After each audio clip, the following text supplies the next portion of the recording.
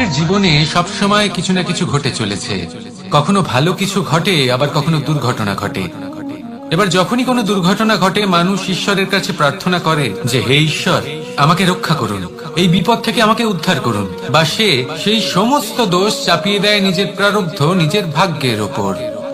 কিন্তু যদি আপনি গভীরভাবে ভাবেন, তাহলে প্রত্যেক দুর্ঘটনা, বাধা এবং বিপদ আপনার জীবনে শুধু একটাই উদ্দেশ্য নিয়ে আসে, আপনাকে আরো যোগ্য করে তোলার জন্য। যদি আপনাদের একটা উদাহরণ দিই, বর্ষার ঋতুতে যখন প্রচন্ড মাত্রায় বৃষ্টি পড়ে, ছাদ থেকে জল পড়তে থাকে, তখন আপনি নিশ্চিত করে নেন, স্থির করে নেন যে এবার আমি এই ছাদকে নতুন করে বানিয়ে তুলব, আরো শক্তিশালী বানিয়ে তুলব, আরো দৃঢ় বানাবো। আপনার জীবনে যখন কোনো অসুখ করে, তারপর আপনি জীবনে আরো সাবধানী হয়ে যান, আরো সতর্ক হয়ে যান, স্থির করে নেন যে এটা যেন দ্বিতীয়বার না হয়। ঠিক কিনা? এই বিপদ, এই দুর্ঘটনা, এই সংকট, এগুলো জীবনে আসবে আপনাকে আরো শ্রেষ্ঠ করে তোলার জন্য। এবার এটা আপনার ওপর। আপনি একে ভাগ্যের পরিহাস বলে মনে করবেন, নাকি ঈশ্বরের সংকেত মনে করবেন, যিনি আপনাকে আরো শ্রেষ্ঠ করে তুলতে চান। সিদ্ধান্ত আপনারই। আসুন আর আমার সাথে ভালোবেসে বলুন, রাধা রাধা। এই সংসারে যখনই দুজন মানুষ একত্রিত হয়ে কোনো সমস্যার বিষয়ে আলোচনা করেন, তখন হয় সবার শেষে কোনো না কোনো সমাধান বের করেন, বা কোনো না কোনো বিবাদ করেন। এই বিবাদ হলো মনুষ্য জীবনের সব থেকে বড় ঝামেলা, সব থেকে বড় সমস্যা। ভেবে দেখুন, এই বিবাদ কেন হয়? তখনই হয় যখন বার্তালাপ ঠিকমতো হয় না। আর বার্তালাপ ঠিকমতো কেন হয় না? কারণ বেশিরভাগ সময় মানুষ একটাই ভুল করে বসে। সামনের মানুষের কথা শোনেন, কিন্তু তার উত্তর দেওয়ার জন্য, তার কথার মর্ম বোঝার জন্য নয়। কিন্তু যেদিন থেকে, যে মুহূর্ত থেকে আপনি এটা শিখতে শুরু করে দেবেন যে আমি অপরের কথা শুনবো, কিন্তু সেটা বোঝার জন্য, তাকে উল্টে জবাব দেবার জন্য নয়, সেদিন থেকেই বিবাদের সমাপ্তি ঘটবে আর বার্তালাপ স্পষ্ট হয়ে যাবে। দেখুন, হয় সামনের মানুষের কথা বুঝতে শিখুন, বা নিজের বক্তব্য ভালোভাবে সামনের মানুষটাকে বুঝিয়ে বলুন। বার্তালাপ নাকি বিবাদ, আপনি কোনটা চান? সিদ্ধান্ত আপনার। আসুন আর আমার সাথে ভালোবেসে বলুন, রাধা রাধা। অনেক সময় আমাদের মনে এই ভাবনা আসে যে আমাদের নিরীহ স্বভাবের সুযোগ নিয়ে এই সংসারের মানুষ শুধু আমাদের দুঃখই দেয়। কতবার এমন মনে হয় যে আমরা সবাইকে সাহায্য করার জন্য এগিয়ে যাই, আর সকলে আমাদেরই দোষ দেয়। অনেক সময় এমন মনে হয় যে আমরা শুধুই সৎকর্ম করি, সকলের ভালো চাই, কিন্তু সকলে আমাদেরই বিষয়ে খারাপ কথা বলতে থাকে। দুঃখ হয়, কিন্তু আমাদের এটা ভেবে দেখা উচিত যে মানুষ আম গাছের গায়ে পাথর ছোড়ে, শাল গাছের গায়ে পাথর কেন ছোড়ে না? কারণ এই আম গাছে পাওয়া যায় মিষ্টি এবং সুস্বাদু ফল। অন্যদিকে শাল গাছ থেকে আমরা কি পাই? শুধুই কাঠ। তাই যদি আপনাকে কেউ কথা শোনায়, আপনাকে কোনো কিছুতে বাধ্য করার চেষ্টা করে, আপনার বিষয়ে অনুচিত কথা বলে, তাহলে নিশ্চয়ই আপনার মধ্যে এমন বিশেষ কিছু আছে যা তাদের মধ্যে নেই। নিজের মধ্যে আত্মবিশ্বাস বাড়িয়ে তুলুন, ধন্যাত্মক ভাব আনুন, সৎকর্ম করতে থাকুন। কোনো কটুতা এই মনে প্রবেশ করতে দেবেন না। এই মন সুপ্রসন্ন হয়ে বলবে, রাধা রাধা। এই হলো এক আম গাছ, আর খুব যত্ন সহকারে আমি এটা বড় করেছি। প্রথমে বীজ বপন করেছি, তারপর সিঞ্চন করেছি, তারপর এর থেকে অঙ্কুর বেরিয়েছে, তারপর দিন প্রতিদিন আমি এতে জল দিয়েছি। আস্তে আস্তে ওর পাতা বেরিয়েছে, তারপর ও একটা গাছের আকার ধারণ করেছে। এইভাবেই যদি প্রতিদিন আমি ওর দেখাশোনা করি, তাহলে নিশ্চিত রূপে এর শিকড় আরো দৃঢ় হবে এবং একটা বিশাল গাছের আকার ধারণ করবে, যার থেকে কিছু ডাল জন্ম নেবে, আর তাতে আমি পাবো কিছু মিষ্টি সুস্বাদু আম ফল। এবার আম তো সকলের প্রিয়, সকলের পছন্দের ফল, সকলে খেতে চান। কিন্তু আম পাওয়ার জন্য আগে আপনাকে সেই গাছের যত্ন নিতে হবে। যদি আপনি গাছ লাগিয়ে তারপর ভুলে যান, তাহলে সেই গাছের কি হবে? তার অস্তিত্বটাই মুছে যাবে, তাই না? আমাদের সম্পর্কগুলো কিছুটা এরকমই হয়। যদি সম্পর্ক জুড়ে আপনি ভুলে যান, তাহলে তার অস্তিত্বই মুছে যাবে। তাই শুধুই সম্পর্ক গড়বেন না, তাকে পালনও করুন। নিশ্চিত রূপে আপনার এই সম্পর্করূপী বৃক্ষের ডালে আনন্দের মিষ্টি সুস্বাদু আম ফল নিশ্চয়ই পাওয়া যাবে। তাহলে প্রত্যেক দিন প্রত্যেক সম্পর্ক পালন করুন, তার থেকে আনন্দ লাভ করুন। এই মন ভালোবেসে বলবে, রাধা রাধা। হাস্য, হাসি জীবনে অত্যন্ত মূল্যবান হয়। কথায় আছে যে হাসি এবং হাস্য আমাদের জীবনে ওষুধের মতো কাজ করে, আমাদের সুস্থ রাখে, আমাদের জীবনের অনুভূতিগুলিকে আরো সুন্দর করে তোলে। কিন্তু প্রত্যেক ওষুধের মতোই এর সাথেও এটাই হয়। প্রত্যেক ওষুধ সঠিক সময়ে, সঠিক মাত্রায়, সঠিকভাবে গ্রহণ করতে হয়। যদি এরকম না হয়, তাহলে এই ঔষধও শরীরের ক্ষতি করে দিতে পারে। এবার আপনি ভাবতে পারেন, হাসি থেকে কিভাবে ক্ষতি হতে পারে? আপনি যদি অন্য কারোর উপরে হাসেন, তাহলে হয়তো তার মনে কষ্ট হতে পারে, তার অন্তরের মিত্র হয়তো শেষ হয়ে যেতে পারে, আর অন্তরের শত্রু জেগে উঠতে পারে। কিন্তু এটাই যদি আমরা সকলকে সাথে এনে সকলের সাথে হাসি, তাহলে হয়তো আমাদের অন্তরের এই হৃদয়ের ভেতরে লুকিয়ে থাকা যে শত্রু, তা শেষ হয়ে যেতে পারে, আর অন্তরের বন্ধুসত্তা প্রকাশিত হতে পারে। ঠিক কি না? এবার আপনাকে উদাহরণ দিই। যখন দ্রৌপদী দুর্যোধনকে নিয়ে হেসেছিল, তখন তা মহাভারতের সৃষ্টির কারণ হয়েছিল। কিন্তু সেইখানেই যখন পার্থ আর মাধব একসাথে বসে মৃদুমন্দ হাসতেন, তখন ধর্ম স্থাপন করা হয়েছিল। তা আপনি কি চান? কাউকে নিয়ে হেসে তাকে আঘাত করতে চান, নাকি সকলকে একসাথে এনে তাদের হাসিয়ে তুলে ধনাত্মক প্রভাব ফেলতে চান? সিদ্ধান্ত আপনার। আসুন আর আমার সাথে ভালোবেসে বলুন, রাধা রাধা। সিংহ। কথায় আছে, সিংহ হলো বনের রাজা। কিন্তু যখন সিংহের তথা বনের রাজার খিদে পায়, তখন তাকেও বাইরে এসে কর্ম করতে হয়। কোন হরিণ নিজে সিংহের সামনে এসে এটা বলে না যে, আরে আপনি হলেন বনের রাজা, আপনি আমাকে ভোজন রূপে গ্রহণ করুন, আমি নিজের প্রাণদান করতে প্রস্তুত রয়েছি। এমন তো কখনোই হয় না। সিংহকে গুহা থেকে বাইরে বেরোতেই হয়, বনে ঘুরে বেড়াতে হয়, ধৈর্য ধরতে হয়, বিভিন্ন ধরনের পরিশ্রম করার পরেই তার ক্ষুধা নিবারণ হয়। হরিণ নিজে থেকে তার কাছে চলে আসে না। সেইভাবেই জীবনে কি সাফল্য আমাদের কাছে নিজে থেকে হেঁটে আসে? কখনোই আসে না। ততক্ষণ আসে না যতক্ষণ না আমরা পরিশ্রমের পথে চলা শুরু করছি। পরিশ্রম করতে থাকুন, এই পরিশ্রমের পথে অগ্রসর হতে থাকুন। যতক্ষণ আপনি পরিশ্রমের পথ ধরে এগোতে থাকবেন, সাফল্য আপনার কাছে আপনা আপনি চলে আসবে। তাহলে জীবনে নিরন্তর প্রয়াস করুন, পরিশ্রম করতে থাকুন, সাফল্য লাভ করুন, আর আমার সাথে ভালোবেসে বলুন, রাধা রাধা। জীবনে ক্ষমা চাওয়া তাও কিছুটা সহজ, ক্ষমা করতে পারা অত্যন্ত কঠিন।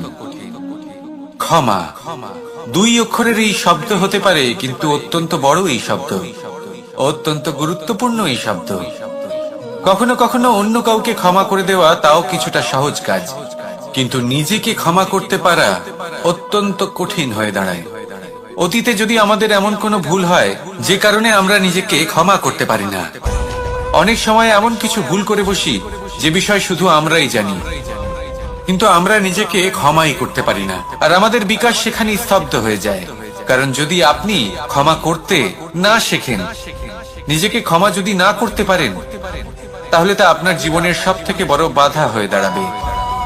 সেই জন্য জীবনে অবশ্যই শিখুন যে কিভাবে নিজেকে ক্ষমা করতে হয়, আর শিখুন যে আগের করা ভুল আবার কি করে না করা যেতে পারে। এই মন হালকা হবে আর প্রসন্ন হয়ে বলবে, রাধা রাধা। আপনি কখনো কোনো সরোবরের দিকে তাকান, যার জল হলো শান্ত, স্থির। আপনি স্পষ্ট দেখতে পাবেন সেই সরোবরের তলদেশে কি রয়েছে। তাতে সাঁতরে বেড়াচ্ছে সুন্দর মাছ, চকচকে কিছু পাথর, স্বর্ণরূপী বালি, সবই আপনি দেখতে পাবেন। কিন্তু যখনই আপনি একটা ছোট্ট পাথর তুলে সেই জলে ছুঁড়ে ফেলবেন, তখন সেই জল বিচলিত হবে আর সেই স্পষ্টতা ন্যূনতম হয়ে যাবে। তারপর কিছুই স্পষ্টভাবে দেখা যাবে না। এই ঘটনা মানুষের সাথেও ঘটে। মানুষ যদি বিচলিত হয়ে পড়ে, তখন সে বুঝতে পারে না যে বর্তমানে কি হয়ে চলেছে আর ভবিষ্যতে কি করা উচিত। কিন্তু সেই মানুষ যদি শান্ত থাকেন, স্থির থাকেন, ধন্যাত্মক থাকেন, তাহলে নিশ্চিত রূপেই বুঝতে পারবেন যে বর্তমানে কি করতে হবে আর ভবিষ্যতে কি করতে হবে। তাই নিজের মধ্যে সেই স্থিরতা আনুন, সেই ধৈর্য ধরুন, নিজেকে শান্ত রাখুন আর সবার মধ্যে ভালোবাসা ছড়িয়ে দিন। এই মন প্রসন্ন হয়ে বলবে, রাধা রাধা। সম্পর্ক এ হলো এক বন্ধন যা আমাদের এক সূত্রে বেঁধে রাখে। কিন্তু এমন কিছু ব্যক্তি থাকেন যারা এই সম্পর্কের বিষয়ে নিজস্ব একটা ধারণা করে ফেলেন যে সম্পর্ক এরকম হওয়া উচিত, সম্পর্ক সেরকম হওয়া উচিত। আমি এই সম্পর্কের জন্য কত কিছু করেছি এই ব্যাখ্যা করতে থাকেন আর তার বদলে অনেক কিছু প্রত্যাশাও করেন। কিন্তু সত্য হলো এটাই যে সব সম্পর্ক একরকমের হয় না, কিন্তু প্রত্যেক সম্পর্কের একটা বিশেষত্ব থাকে। যেমন চোখ আর নাকের এই সম্পর্ককেই দেখুন। চোখের সব থেকে কাছে কে আছে? নাক আছে। কিন্তু এই চোখ দিয়ে এই নাককে আমরা দেখতেই পাই না।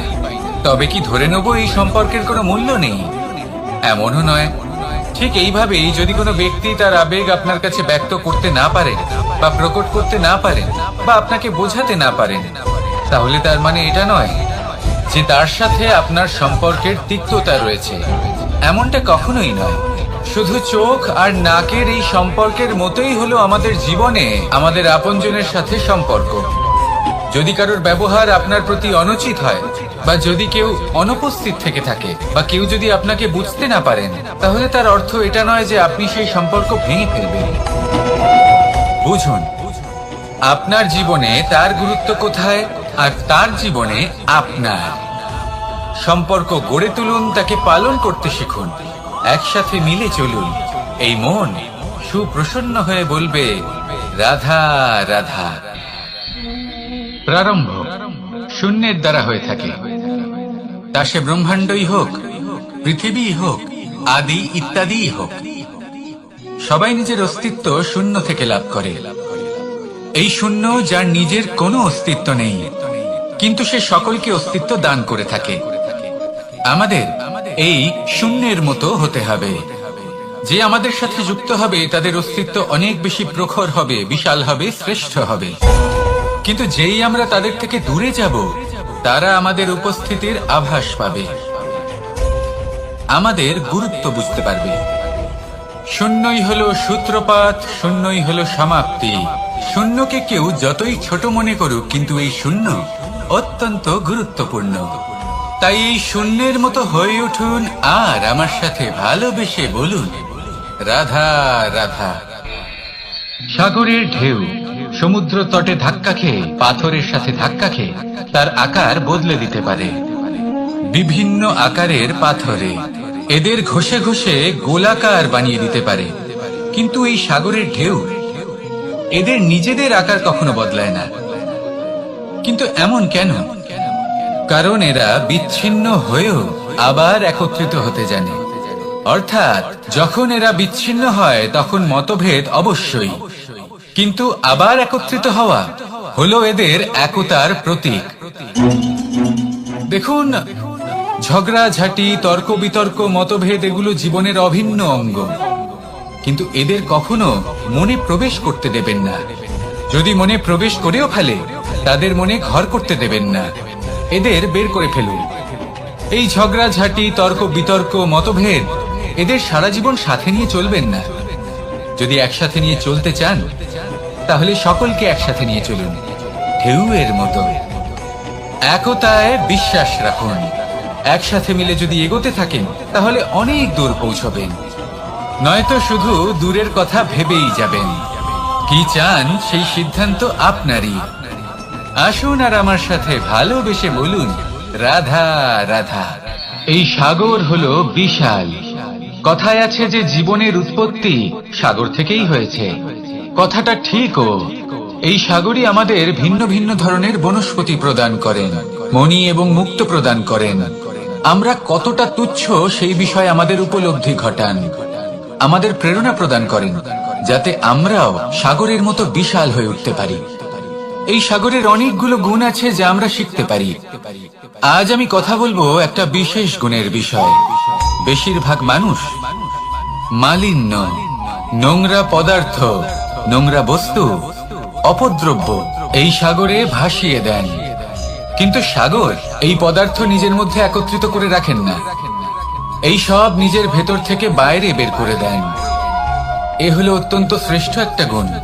কিন্তু এই কাজকেও সার্থক করার জন্য সাগরেরও একটা তটের প্রয়োজন পড়ে, যেখানে সাগর এই সব বস্তু বাইরে বের করে ফেলতে পারে। আর মানুষও ভিন্ন কিছু নন। দেখুন, মানুষেরও তো একটা তটের প্রয়োজন পড়ে। এই তট, তিনি হয়তো আমাদের গুরু হতে পারেন, আমাদের মা বাবা হতে পারেন, ভাই বা মিত্র হতে পারেন, বা হয়তো সেই সমস্যাগুলি যার থেকে আমরা দূরে পালিয়ে যাচ্ছি। কারণ যখন আপনি এই সমস্যাগুলির সম্মুখীন হবেন, শেষ পর্যন্ত আপনি শিক্ষাই পাবেন। সব থেকে বেশি গুরুত্বপূর্ণ এই মনকে পবিত্র রাখা। আর তার জন্য একটাই উপায় আছে, এই মন তার মন্থন করা। যদি এই মনের মন্থন করেন তাহলে পূর্ণরূপে পবিত্র হবেন। আর এই মন, আপনি তো জানেনই, প্রসন্ন হয়ে বলবে রাধা রাধা। নেকড়ে, নেকড়ের বিষয়ে আমরা সকলে জানি। ওরা খুবই নিষ্ঠাবান এবং অত্যন্ত সতর্ক থাকেন। ছোট ছোট মূর্খতা করে বসেন। এনারা হাড় চিবোতে খুব ভালোবাসেন, কিন্তু চিবোতে চিবোতে এদের মাড়ি ছড়ে যায়, সেখান থেকে রক্তপাত হতে থাকে। সেই রক্ত ওনারা পান করেন, আর ওনাদের মনে হয় এই রক্ত হাড় থেকেই পাচ্ছেন। ওনারা ভাবেন যে এই হাড় চিবিয়ে আমরা আনন্দ লাভ করছি, কিন্তু আসল সত্য হলো এটাই যে ওনারা নিজেদেরই ক্ষতি করছেন। আমরা মানুষ, আমাদের সাথেও এমনটাই হয়। কখনো কখনো ভুলবশত আমরা এমন কোনো কাজ করি আর আমাদের মনে হয় যে আমরা বাইরে থেকে আনন্দ লাভ করছি, কিন্তু সত্য হলো এটাই যে আমরা শুধুই ক্ষতিগ্রস্ত হচ্ছি। এটা হলো খুব বড় একটা শিক্ষা যা আমাদের শেখা উচিত।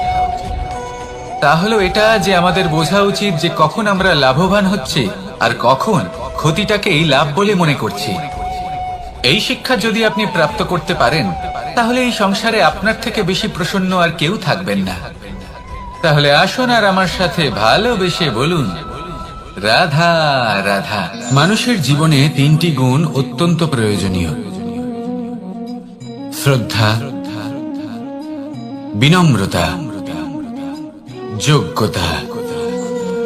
যদি জ্ঞান লাভ করতে চান তাহলে শ্রদ্ধার প্রয়োজন, যদি মান লাভ করতে চান তাহলে স্বভাবে বিনম্র হওয়া প্রয়োজন, আর যদি মনোবাঞ্ছিত স্থান লাভ করতে চান তাহলে যোগ্যতার প্রয়োজন।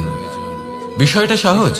শ্রদ্ধা আপনাকে জ্ঞান দেবে, নম্রতা আপনাকে মান, আর যোগ্যতা উচিত স্থান দেবে। কিন্তু যদি আপনি এই তিনটি গুণ সম্মিলিত করেন তাহলে এমন কিছু লাভ করবেন যা এই সব কিছুর থেকে অনেক ঊর্ধ্বে। সম্মান। আর এ হলো সেই সম্মান যা প্রত্যেক মানুষের নিজের জীবনে লাভ করতে চেষ্টা করা উচিত। কারণ এই হলো সেই সম্মান যার কারণে আপনি চলে যাওয়ার পরেও এই সংসার আপনাকে ভালোবাসবে আর মনে রাখবে। আসুন আমার সাথে ভালোবেসে বলুন, রাধা রাধা। বনের মধ্যে যদি আপনি কোনো বিষাক্ত সাপ দেখেন তাহলে কি করবেন? আপনি তখনই তার থেকে দূরে পালাতে চেষ্টা করবেন। আর এটা কেন করবেন? নিজের রক্ষার্থে। এই কথা আমি নয় মেনে নিলাম, কিন্তু নিজের জীবনে এটা করেন না কেন? আপনি যেখানেই যান, যে স্থানেই যান না কেন, প্রত্যেক সময় প্রত্যেক মুহূর্তে এমন বিষাক্ত সাপ আপনি অবশ্যই খুঁজে পাবেন। আর সেই সাপ নয় যাদের আপনি বনে খুঁজে পাবেন, এরা হলো সেই সাপ যা আপনাকে পাপ করতে বাধ্য করবে। আপনার অন্তরের বাসনা, ক্রোধ, অহংকার, লোভ, ঈর্ষা এদের বৃদ্ধি ঘটাবে। দেখুন, বনের এই সাপ আপনাকে একবার ছেড়ে দিতেও পারে, ছোবল নাও মারতে পারে, কিন্তু এই যে পাপ রূপী সাপ আছে তা অবশ্যই ছোবল মারবে। কর্ম যদি করেন তাহলে অবশ্যই ফল পাবেন। সেই জন্য যখনই কোথাও যাবেন, যদি এমন কাউকে দেখেন, যদি এমন কিছু দেখেন যে আপনাকে পাপ করতে বাধ্য করছে, তাহলে সেই মুহূর্তে সেখান থেকে পালিয়ে যান। যেমন বনের সাপ দেখে আপনি পালাতে থাকেন। সৎকর্মের রক্ষা অত্যন্ত আবশ্যক। আসুন আর আমার সাথে ভালোবেসে বলুন, রাধা রাধা। যদি কোনো সিংহ বানরের মতো গাছে চড়তে চেষ্টা করে তাহলে কি হবে? একটা মাছ যদি মাটিতে হাঁটতে চেষ্টা করে তাহলে কি হবে? তারা বিফলই হবে। কিন্তু এরকম কেন হয়? তার কারণ হলো প্রকৃতির রচনা কিছুটা এরকম। এখানে প্রত্যেকটি ব্যক্তিকে, প্রত্যেকটি প্রাণীকে আলাদা আলাদা গুণের অধিকারী করা হয়েছে এবং সকলকে একটা সীমাও প্রদান করা হয়েছে। এবার এই যে বৃক্ষ, পশু, পাখি, এদের মধ্যে সেই ক্ষমতাই নেই যে এরা নিজেদের যাচাই করতে পারবে, নিজেদের সীমাগুলো বুঝতে পারবে, নিজেদের সদ্গুণগুলো চিনতে পারবে। এরা সেটা করতে পারবে না। কিন্তু মানুষ তো আলাদা। মানুষের কাছে সেই বিশেষ শক্তি আছে যে তারা পূর্ণরূপে নিজেদের যাচাই করতে পারবে, নিজেকে পূর্ণরূপে বুঝতে পারবে, নিজের দোষ, নিজের অপগুণ, নিজের সদ্গুণ, নিজেদের সীমাগুলো তারা বুঝতে পারবে। আর এটা অত্যন্ত গুরুত্বপূর্ণ। কথায় আছে যে যদি সাফল্য লাভ করতে হয় তাহলে নিজেকে যাচাই করে নিতে হবে। তাই নিজেকে যাচাই করুন, নিজের সাথে পরিচিত হয়ে যান এবং জীবনে কর্ম করতে থাকুন। সাফল্যের শিখরে অবশ্যই পৌঁছে যাবেন। আর ওখানে যদি যান তাহলে এই মন প্রসন্ন হয়ে অবশ্যই বলবে, রাধা রাধা। অন্ধকারাচ্ছন্ন রাত্রি যদি এসে থাকে তাহলে আলোকিত প্রকাশ নিয়ে সূর্যও অবশ্যই আসে। রোগ যদি এসে থাকে তাহলে তার ওষুধও অবশ্যই আসে।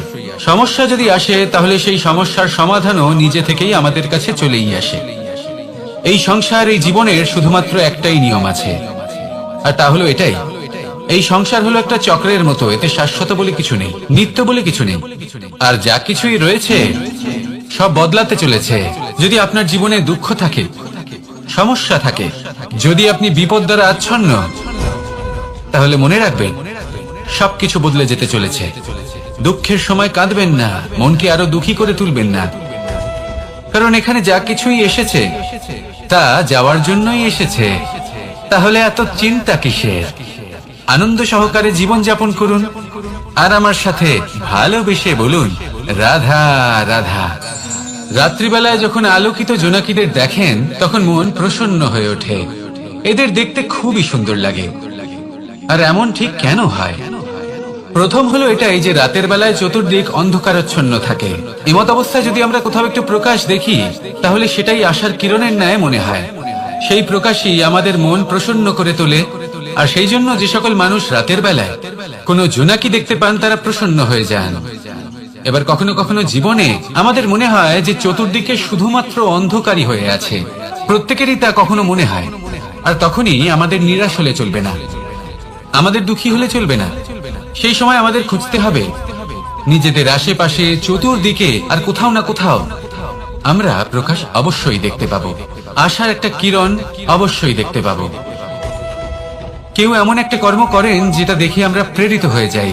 আর এমন কোন কর্ম যদি আপনারা করেন তাহলে সেই কর্ম আপনার মনকে প্রসন্ন ভাব, আনন্দ এবং ভালোবাসা দ্বারা ভরিয়ে তুলবে।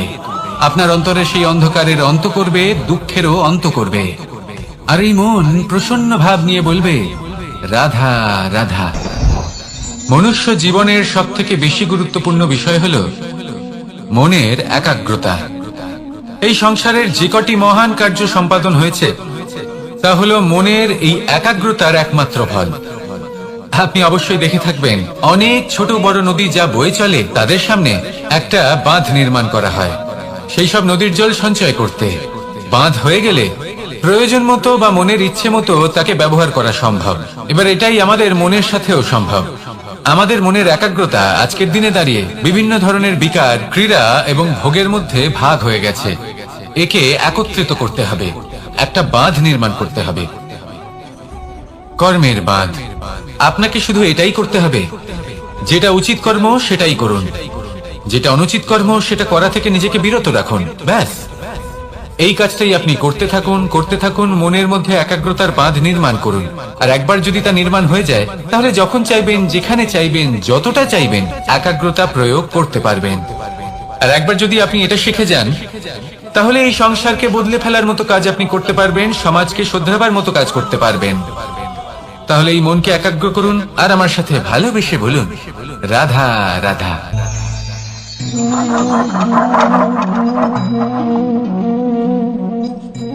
কোন ব্যক্তিকে নিশ্চয়ই দেখেছেন যিনি নিজে কাঠ কাটার এই কাজে নিপুণ এবং অভিজ্ঞ। এবার আপনারা দেখবেন যে তার মনোযোগ সমস্ত কাঠের ওপর থাকে না, তার মনোযোগ থাকে শুধুমাত্র একটা কাঠের ছোট্ট একটি অংশের ওপর, যেখান থেকে তার টুকরো করা হচ্ছে। কিন্তু সেটা উনি কেন করেন? যদি এটা উনি না করেন তাহলে সেই কাঠ সঠিক পদ্ধতি এবং তাড়াতাড়ি কাটা যাবে না। জীবনেও তাই হয়ে থাকে। আপনি হয়তো কোনো লক্ষ্য স্থির করেছেন বা পথ নির্বাচন করেছেন বা কাজ স্থির করেছেন যেটা আপনি করেই ছাড়বেন। তাহলে নিজের সম্পূর্ণ মনোযোগ শুধুমাত্র তার উপর কেন্দ্রীভূত করুন। যদি আপনার মন এদিক ওদিক তাকাতে থাকে, অস্থির হয়ে পড়ে, বিচলিত হয়ে পড়ে, যদি তা হয়ে থাকে তাহলে আপনি অবশ্যই অসফল হবেন। তাই কর্মঠ থাকুন, নিরন্তর কর্ম করতে থাকুন এবং পূর্ণ মনোযোগ দিয়ে নিজের কাজ করুন। নিজের পথে অগ্রসর হন বা নিজের লক্ষ্য প্রাপ্ত করতে চেষ্টা করুন। তারপর দেখুন কি হয়, কিভাবে উচিত পথে এবং তীব্র গতিতে আপনার লক্ষ্য আপনার কাছেই পৌঁছে যায়। আর আপনার এই মন প্রসন্ন হয়ে বলে, রাধা রাধা। কখনো কোনো নদীকে দেখেছেন? একই আকার, একই স্থান, শুধু প্রবাহিত হতে থাকে। এর মধ্যে কখনো কোনো অপদ্রব্য ফেলে দেখুন, দেখবেন সেটা বেশিক্ষণ সেখানে থাকে না। সেটা নদীর সাথে বইতে থাকে আর বয়ে যেতে যেতে সাগরে সমাহিত হয়ে যায়, আর শেষ পর্যন্ত সাগর সেটাকে তটে ফেলে দেয়। কিছুটা এমন হওয়া উচিত আমাদের বিচারধারাও। এক স্থানে তা স্থগিত হওয়া উচিত নয়, এটা সবসময় প্রবাহমান হওয়া উচিত। তবেই আমাদের চেতনা, আমাদের মূল্যবোধ এবং আমাদের স্মৃতি, এই তিনটি শ্রেষ্ঠ থাকবে। আর এটাই হলো পুকুর এবং নদীর মধ্যে পার্থক্য। নদীতে জল সবসময় বয়ে চলে, সেই জন্য পবিত্র থাকে, শুদ্ধ থাকে এবং পরিষ্কার থাকে। আর সেখানে এই পুকুরের তলদেশে সব জমা হতে থাকে, আর সেই জন্য তা অপবিত্র হয়ে যায়। তাই সবসময় এই বিচারধারা প্রবাহমান রাখুন। যদি মনে কোনো ভাবনা চলে আসে, সেখানেই থেকে যায় এবং বিদ্যে থাকে, তাহলে তা বের করে দিন, তাকেও বয়ে যেতে দিন, এবং তার যা উত্তর হবে তা সময়ের সাথে আপনার সামনেই চলে আসবে। শুধুই নদীর মতো প্রবাহমান হন আর আমার সাথে ভালোবেসে বলুন, রাধা রাধা। এই সংসারে সাফল্য লাভ করার জন্য জ্ঞানের প্রয়োজন হয়, পরিশ্রমের প্রয়োজন হয়, দৃঢ় নিষ্ঠার প্রয়োজন হয়, নিরন্তর চেষ্টা করা প্রয়োজনীয়। কিন্তু আরো কিছু আছে যা অত্যন্ত প্রয়োজনীয় এবং গুরুত্বপূর্ণ। তা হলো ভালো বন্ধু। তাদের থাকা অত্যন্ত প্রয়োজনীয়। যদি ভালো বন্ধু থাকে তাহলে সময় এলে তারা ঢাল হয়ে আপনাকে সুরক্ষা করবেন। সময় এলে অস্ত্রের মতো শত্রুকে সংহারও করবেন। যদি তিনি জ্ঞানী হন, তাদের মধ্যে সদ্গুণ থাকে, তাহলে এই সব গুণ আপনার মধ্যেও প্রবেশ করবে। তাহলে সাফল্যের জন্য ভালো বন্ধু পাওয়া অত্যন্ত প্রয়োজনীয়। কিন্তু শুধু বন্ধু কেন, ভালো শত্রুও থাকা প্রয়োজনীয়। এবার আপনি ভাববেন, এ আমি কি বললাম? যদি আপনার জীবনেও ভালো অর্থাৎ শক্তিশালী শত্রু থাকে, তাহলে আপনিও শক্তিশালী হতে থাকবেন। এই শত্রু আপনাকে প্রেরিত করবে আরো বেশি শক্তিশালী হয়ে ওঠার। কখনো কোনো হরিণকে দেখুন, তীব্র গতিতে দৌড়তে থাকে। কেন তীব্র গতিতে দৌড়ে? এই কারণে নয় যে কোথাও তার জন্য মধুর ঘাস অপেক্ষা করে রয়েছে, না। সে এই কারণে তীব্র গতিতে দৌড়য় কারণ সেটা না করলে তার পেছনে একটি সিংহ আছে যে ওকে নিজের ভোজন করে ফেলবে। তাই জীবনে বিপদ, সংকট, এই সবকিছুও হলো অত্যন্ত গুরুত্বপূর্ণ। তার সম্মুখীন হতে শিখুন আর আমার সাথে ভালোবেসে বলুন, রাধা রাধা। আমরা সবাই ফল খাই, কিন্তু আমাদের সেই ফলই প্রিয় হয় যে পরিপক্ক হয়ে ওঠে, যেটা নম্র হয়, আর যে ফল অনেক বেশি মিষ্টি আর সুস্বাদু হয়ে থাকে, যাদের রঙে বাহার দেখা যায়। সেইভাবে জীবনে আমরা নানান মানুষের সাথে পরিচিত হই, কিন্তু সেই মানুষই আমাদের মন ছুঁয়ে যায় যারা বিনম্র স্বভাবের, যাদের বাণী খুব মধুর, যাদের অন্তরে আত্মবিশ্বাসের একটা তেজ, একটা রং দেখা যায়। এবার এমন ব্যক্তি আমরা কি করে হব? ঠিক সেইভাবেই যেমন একটা ফল রোদ, বর্ষা, শীত, বায়ু, এই সকল সংকটময় পরিস্থিতির সম্মুখীন হয়ে পরিপক্ক হয়ে ওঠে, সেইভাবেই মানুষ সংকটময় পরিস্থিতির সম্মুখীন হয়ে পরিপক্ক হয়ে ওঠেন। যদি এই সংকটের সম্মুখীন হন তাহলে অভিজ্ঞ হবেন, আর এই অভিজ্ঞতাই শিক্ষা দিয়ে যাবে। এই অভিজ্ঞতা আমাদের শিখিয়ে দেয় যে আমাদের বিনম্র থাকতে হবে। অহংকার করে কোনো লাভ নেই। মধুর বাণীর যে কি মূল্য তা আমরা শিখতে পারি। এই অভিজ্ঞতাই আমাদের বুঝিয়ে দেয় যে উচিত অনুচিত কোনটা, আমাদের দৃষ্টিভঙ্গি তৈরি করে, আর এই দৃষ্টিভঙ্গি দ্বারা আত্মবিশ্বাস জাগ্রত হয়। সেই জন্য জীবনে কখনো বিপদ থেকে দূরে পালাবেন না, সেগুলোর সম্মুখীন হন, অভিজ্ঞতা লাভ করুন, তার থেকে শিক্ষা লাভ করুন, এইভাবেই পরিপক্ক হবেন। আসুন আমার সাথে ভালোবেসে বলুন, রাধা রাধা। ধন সঞ্চয় করা সম্ভব, আর সেই জন্য ধন সব থেকে বেশি মূল্যবান সম্পত্তি নয়। এবার আপনি বলবেন, আমি কি বলছি, এই ধন খুব মূল্যবান, আমরা সকলে অর্জন করতে ব্যস্ত। সেটা এই কারণে, কারণ আপনারা জানেন না এই সংসারের সব থেকে বেশি মূল্যবান সম্পত্তি কি। এ হলো সেই সম্পত্তি যা কখনো সঞ্চয় করা সম্ভব নয়। আপনার কাছে যতই ধন থাকুক তা দিয়ে আপনি স্বাস্থ্য লাভ করতে পারেন, বাড়ি কিনতে পারেন, আদি ইত্যাদি, কিন্তু আপনি যতই ধনী হন না কেন, ফেলে আসা দিনের একটা মুহূর্ত আপনি লাভ করতে পারবেন না। এই একটা মুহূর্ত, এই সময়, এটাই হলো সংসারের সব থেকে মূল্যবান সম্পত্তি। একবার চলে গেলে তা কখনোই ফিরে আসে না।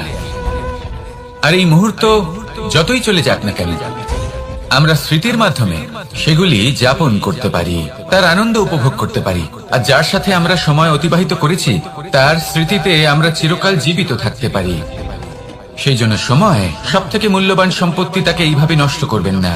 প্রত্যেকটা মুহূর্ত উপভোগ করুন, আনন্দ করুন, আর ভালোবেসে বলুন, রাধা রাধা। কনক, কি সুন্দর একটা শব্দ। এর অনেকগুলো রূপ রয়েছে, অনেকগুলো অর্থও রয়েছে। প্রথম অর্থ হলো স্বর্ণ, অর্থাৎ সম্পত্তি।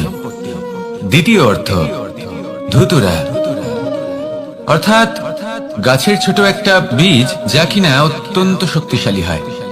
যদি বেশি মাত্রায় এর প্রয়োগ করা হয় তাহলে এটা বিষময় হয়ে উঠতে পারে। এই হলো সেই ধুতুরা যার প্রয়োগ মহাদেবের পুজোতে করা হয়।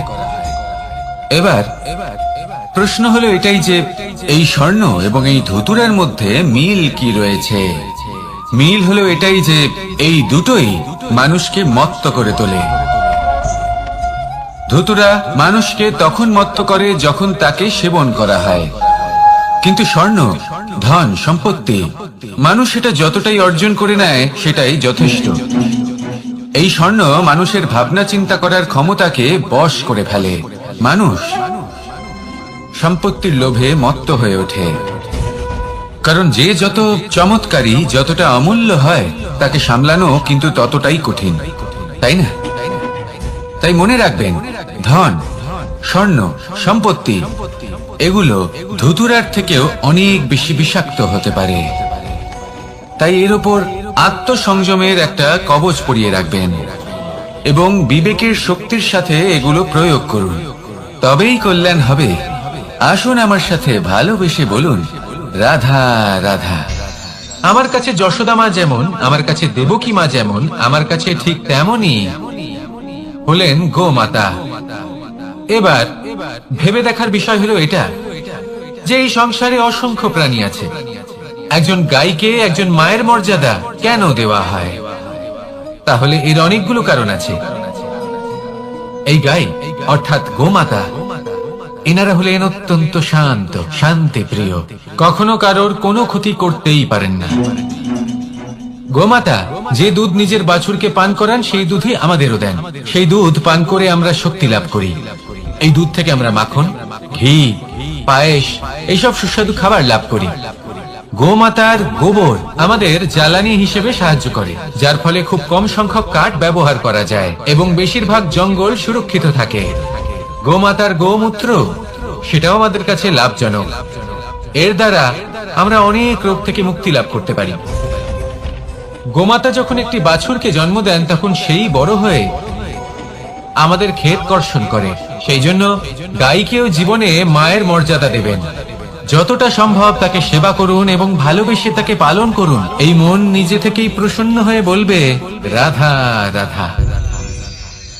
মধু কারই না পছন্দ বলুন তো? অত্যন্ত সুস্বাদু হয় এই মধু, মিষ্টি খেতে হয় এবং তা শক্তিও প্রদান করে। এবং প্রত্যেকটি মিষ্টি পদার্থের মতোই এতেও খুব তাড়াতাড়ি পিঁপড়ে ধরে যায়। অন্যদিকে যদি নুনকে দেখি তাহলে বছরের পর বছর রাখলেও এতে পিঁপড়ে ধরে না। এবার যদি কথা বলি বন্ধুত্বের, তাহলে বন্ধুত্ব নুনের মতো হওয়া উচিত, মধুর মতো নয়। যারা সামনে এলে শুধুমাত্র মধুর মধুর কথা বলবে, পরে এতে পিঁপড়ে ধরে যাবে। এটা নুনের মতো হওয়া উচিত। প্রকৃত বন্ধু হলো সে যে সময় এলে পরে আপনার সামনে আপনার প্রকৃত সত্য তুলে ধরবে, তা সে যতই কঠিন হোক না কেন। আপনার দোষ, আপনার অপগুণ, আপনার খামতি আপনাকে বলতে পারবে, যাতে আপনি সেগুলো শুনে মেনে নিয়ে তারপর নিজেকে শুধরোতে পারেন। এটাই হলো প্রকৃত বন্ধুত্ব। কখনো নিজের জীবনের আশেপাশে মন দিয়ে দেখবেন, অনেক সময় এমন মানুষ থাকেন, অনেক বন্ধু থাকেন যাদের দেখে আমাদের মনে হয় যে এনারা খুব কঠোর, এনাদের কথা খুব কটু।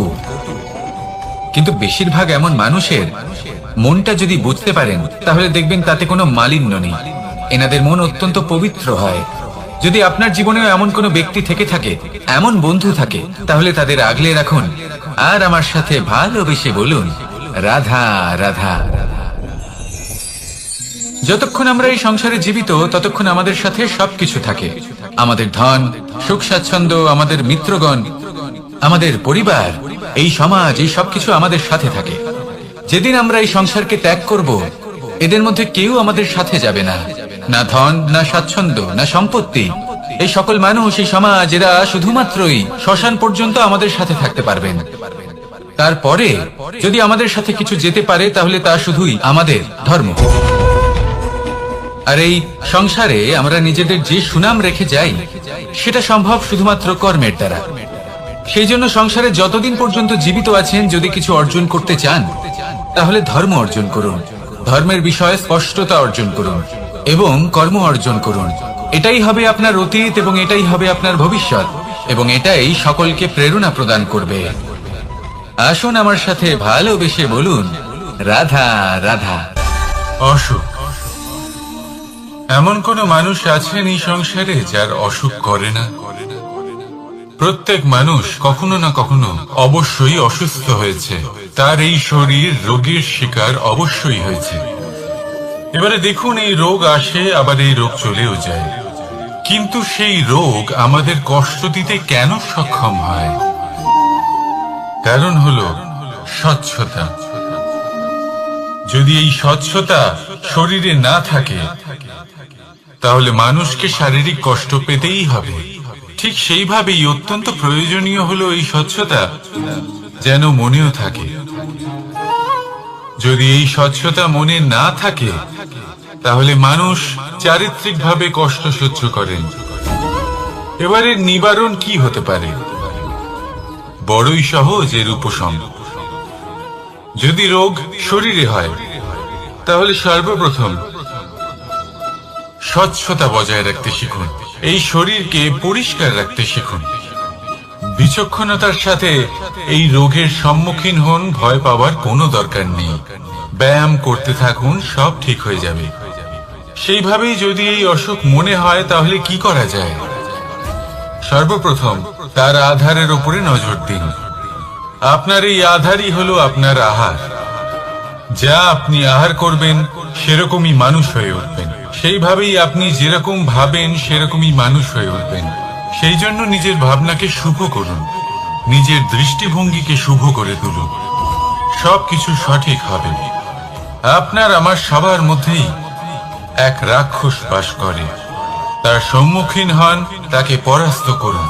তাহলে এই রোগ সে শরীরেই হোক বা মনের মধ্যে, যদি সঠিক সময় তাকে আটকানো না যায় তাহলে যে কোনো সময় তা মহামারীর রূপ ধারণ করবে। গেলে এই অভিজ্ঞতা আমাদের সেই শিক্ষা দেয় যার জন্য আমরা সুখের দিকে উচিতভাবে অগ্রসর হতে পারি। সেই জন্য জীবনে যখনই দুঃখ আসবে, দুঃখের এই সময় আসবে, তখন হতাশ হবেন না। বোঝার চেষ্টা করুন এই পরিস্থিতি কেন এসেছে, কি শিক্ষা দিতে এসেছে। যদি আপনি সেই জ্ঞান লাভ করেন, সুখের পথে অগ্রসর হন, তাও উচিত রূপে, তাহলে এই অভিজ্ঞতার উদ্দেশ্য পূরণ হয়ে যায়। তাহলে আসুন আর আমার সাথে ভালোবেসে বলুন, রাধা রাধা। জীবনে শিখরে পৌঁছানোর জন্য মানুষের কি প্রয়োজন হয়ে থাকে? সিঁড়ির। কিন্তু তাও প্রত্যেক মানুষ, প্রত্যেক ব্যক্তি শিখরে পৌঁছতে পারেন না। এর কারণ কি? কারণ একটা হতে পারে যে মানুষ কল্পনা করতে থাকেন কিন্তু সিঁড়ি খুঁজে পান না।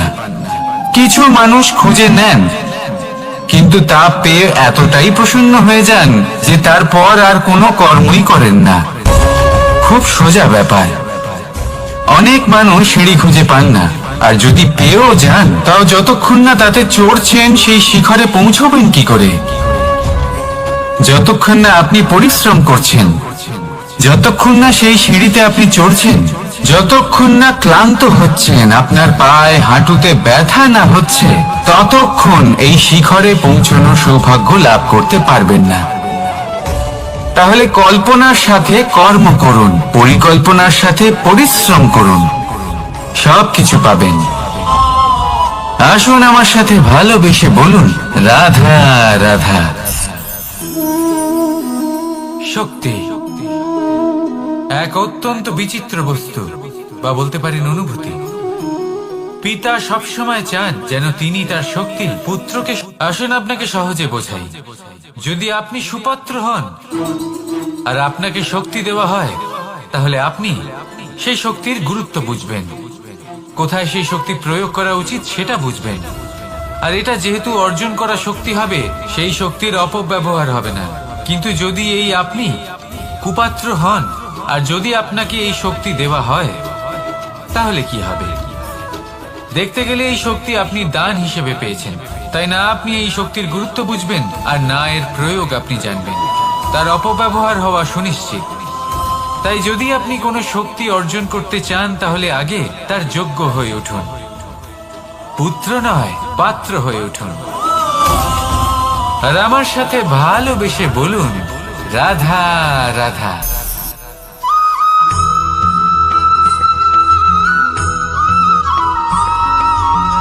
ভালো, শুধু ওনাদের কঠোর ব্যবহার দেখলে আমরা একটু ভয় পেয়ে যাই। এবার ওনাদের এই কঠোর ব্যবহার আমাদের ভালো না লাগলেও অত্যন্ত আবশ্যক, কারণ মাতার থেকে আমরা যে শক্তি লাভ করি তা যেন নিয়ন্ত্রণ হারিয়ে বিধ্বংসী না হয়ে ওঠে। আমরা যেন কোনো কুপথে না চলে যাই, আমরা কখনো যেন দোষ না করে ফেলি। শুধু সেই জন্য পিতা এবং গুরু একটু কঠোর হয়ে ওঠেন, এবং ওনাদের এই কঠোর আচরণ ভবিষ্যতে গিয়ে আমরা অবশ্যই বুঝতে পারি। জীবনে কিছু বছর আমরা এগিয়ে যাই আর তারপর আমরা বুঝতে পারি যে বাবা এবং গুরু আমাদের যথেষ্ট ভালোবাসতেন, কিন্তু ওনাদের ভালোবাসার বহিঃপ্রকাশ আলাদা। প্রয়োজনীয় হলো এটা দেখার, এটা বোঝার যে শুরু থেকে আমাদের প্রতি ওনাদের আচরণ কেমন ছিল।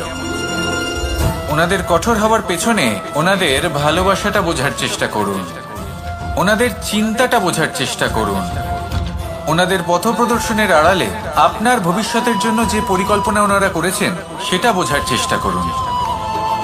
তখন আপনারা বুঝতে পারবেন ওনাদের ভালোবাসাকে। আপনার মনের মধ্যে আপনা থেকেই ওনাদের প্রতি সম্মান জেগে উঠবে। নিজের পিতা এবং নিজের গুরু এই দুজনের প্রতি কৃতজ্ঞতা প্রকাশ করুন আর আমার সাথে ভালোবেসে বলুন, রাধা রাধা।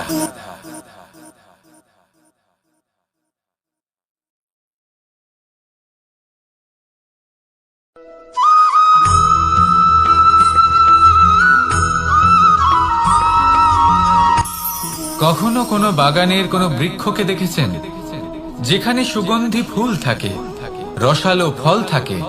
তখন মন প্রফুল্ল হয়ে ওঠে, মন থেকে সেই বৃক্ষের প্রতি ভালোবাসা জন্মায়। কিন্তু যিনি বাগানের মালিক, শুধুমাত্র তিনিই জানেন যে কিভাবে এই বৃক্ষকে আগলে রাখতে হয়, কিভাবে তার পরিচর্যা করলে এতে সুন্দর সুগন্ধি ফুল হবে, রসালো ফল হবে। কখনো কখনো প্রয়োজনের থেকে বেশি রোদ পেলে এই বৃক্ষগুলি শুকিয়ে যায়, প্রয়োজনের থেকে কম রোদ পেলেও এই বৃক্ষ কিন্তু শুকিয়ে যায়। প্রয়োজনের থেকে কম জল যদি পায়, এই বৃক্ষ শুকিয়ে যেতে পারে। প্রয়োজনের থেকে অতিরিক্ত জল যদি পায়, তখনও এই বৃক্ষের শিকড়গুলি নষ্ট হয়ে যেতে পারে। এবার এটাই কিন্তু আমাদের সংসারের সাথেও হয়। আমাদের সংসারের সকল প্রতিভাশালী ব্যক্তি, যেমন লেখক, বিচারক, প্রবক্তা, যোদ্ধা, এদের সবার ক্ষেত্রে এই কথাটাই প্রযোজ্য। যদি বেশি প্রশংসা করা হয়, তাহলেও এরা হারিয়ে যাবেন। প্রয়োজনের থেকে বেশি যদি নিন্দা করা হয়, তখনও তারা নত হয়ে পড়বেন।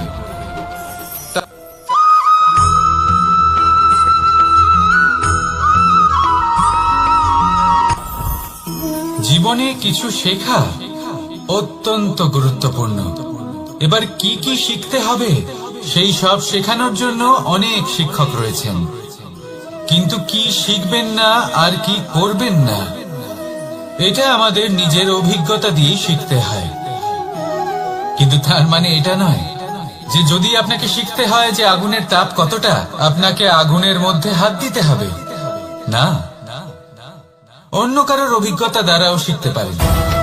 প্রশ্ন শুধুমাত্র একটাই যে আপনি কি শিখতে চান নাকি চান না। যদি আপনি এটাই ভাবেন যে আমি শুধুই নিজের অভিজ্ঞতা দ্বারাই শিখতে চাই, তাহলে জীবনকাল ছোট মনে হবে, অনেক কিছুই শিখতে পারবেন না। তাই নিজের সাথে সাথে বড়দের অভিজ্ঞতা দ্বারাও শেখা শুরু করে দিন। এই সংসারের অভিজ্ঞতা দ্বারা শিখতে শুরু করে দিন। আর এটা নিশ্চিত রূপে শেখা আবশ্যক যে কখন কি করবেন না, কোথায় থামতে হবে আর কোথায় থামবেন না।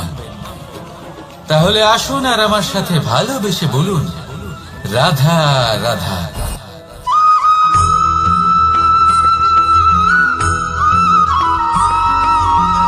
এই সংসারে সব থেকে বেশি কোমল বস্তু হলো রেশম।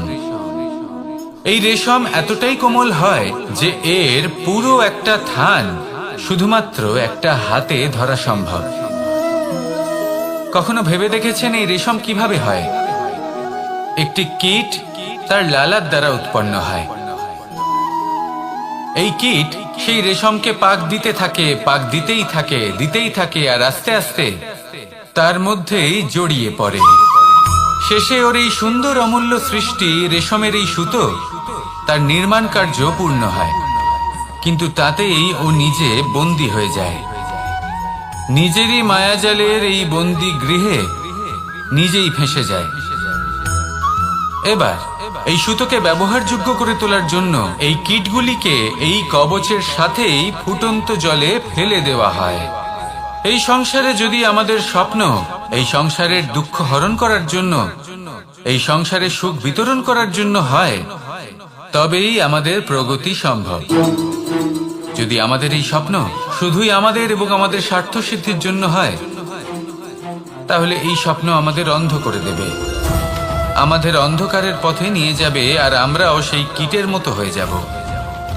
নিজেদেরই মায়াজালে আমরা নিজেই ফেঁসে যাব, আর শেষে আমরা যদি কিছু লাভ করি তা হবে একাকিত্ব, অন্ধকারময় মৃত্যু। তাই স্বপ্ন অবশ্যই দেখুন, কিন্তু এমন ভাবে স্বপ্ন দেখবেন না যে তার এই বন্দিগৃহে আপনি নিজেই ফেঁসে গেলেন। স্বপ্ন দেখুন পরোপকারে।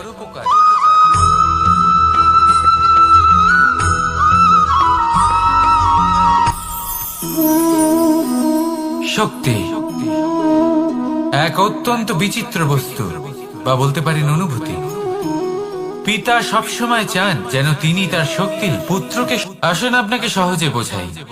যদি আপনি সুপাত্র হন আর আপনাকে শক্তি দেওয়া হয়, তাহলে আপনি সেই শক্তির গুরুত্ব বুঝবেন, কোথায় সেই শক্তি প্রয়োগ করা উচিত সেটা বুঝবেন। আর এটা যেহেতু অর্জন করা শক্তি হবে, সেই শক্তির অপব্যবহার হবে না। কিন্তু যদি এই আপনি কুপাত্র হন আর যদি আপনাকে এই শক্তি দেওয়া হয়, তাহলে কি হবে? দেখতে গেলে এই শক্তি আপনি দান হিসেবে পেয়েছেন, তাই না আপনি এই শক্তির গুরুত্ব বুঝবেন আর না এর প্রয়োগ আপনি জানবেন। তার অপব্যবহার হওয়া সুনিশ্চিত। তাই যদি আপনি কোনো শক্তি অর্জন করতে চান, তাহলে আগে তার যোগ্য হয়ে উঠুন, পুত্র নয় পাত্র হয়ে উঠুন। আর আমার সাথে ভালোবেসে বলুন, রাধা রাধা।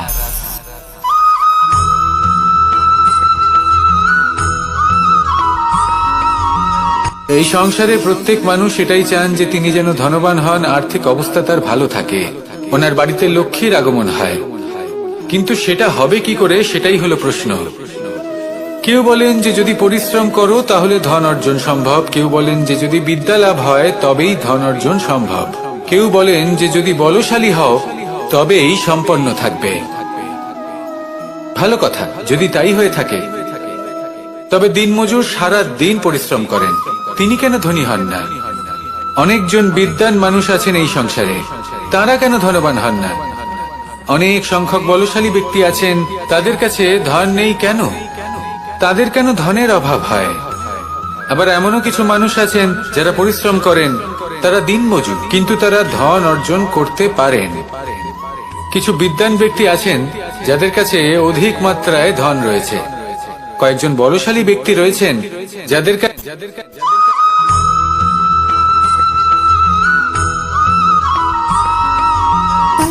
সুখ, দুঃখ এবং শক্তি, এই তিন হলো এই সংসারের ত্রিদেবের মতো। আমাদের জীবনে যা কিছু ঘটছে এই তিনটির ভিত্তির উপরেই হচ্ছে। আসলে এই সংসারের একটা নিয়ম আছে, যখনই আপনি কিছু লাভ করেন এই সংসার আপনার পরীক্ষা নেয়। এটা জানার জন্য আপনার পরীক্ষা নেয় যে আপনি যা কিছুই লাভ করেছেন আপনি কি আদৌ সেটার যোগ্য কিনা। ঠিক সেইভাবেই এই সুখ, দুঃখ এবং শক্তি আপনার পরীক্ষা নিয়ে থাকে। যখন সুখ আসে তখন সে আপনার পরীক্ষা নেয় যে আপনার মধ্যে অহংবোধ জাগ্রত হয়নি তো। যদি অহংবোধ চলে আসে তাহলে সুখ সেখানেই সঙ্গ ত্যাগ করে। দুঃখ আপনার ধৈর্যের পরীক্ষা নিতে থাকে, আর যদি আপনার মধ্যে ধৈর্য না থাকে তাহলে এটা আপনাকে আরো বেশি দুঃখের গভীর অন্ধকারে ঠেলে দেবে। সেখানে শক্তি পরীক্ষা নেয় আপনার বিনম্রতার। যদি আপনি বিনম্র না হন তাহলে হয় এই শক্তি আপনার সঙ্গ ত্যাগ করবে, নয় এই শক্তি বিনম্রতার অভাবে আপনার পতনের কারণ হতে পারে। এই সংসারে যে কোনো ব্যক্তি যিনি এই পরীক্ষায় উত্তীর্ণ হয়ে থাকেন এই জীবনে তিনি সাফল্য লাভ করেন। আসুন আমার সাথে ভালোবেসে বলুন, রাধা রাধা।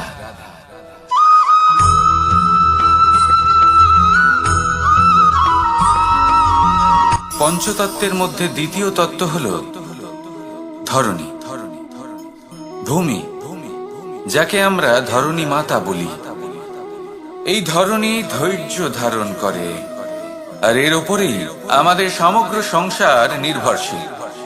কারণ এই ভূমি সহ্য ক্ষমতা রাখে, এর সহ্য ক্ষমতা হলো অপরিসীম।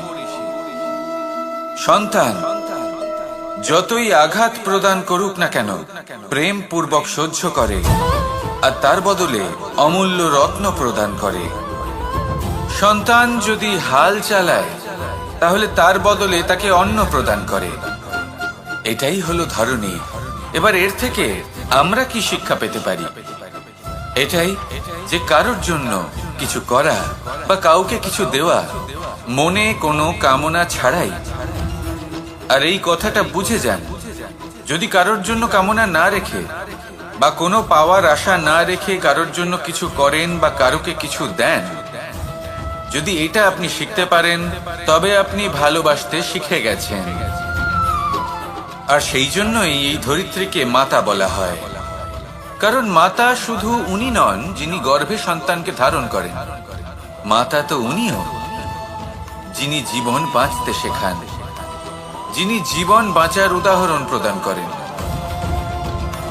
তাহলে ধরণীর থেকে এই নিঃস্বার্থ ভাব শিখুন, নিঃস্বার্থ ভালোবাসা শিখুন, আর এই ভালোবাসার সাথেই বলুন, রাধা রাধা।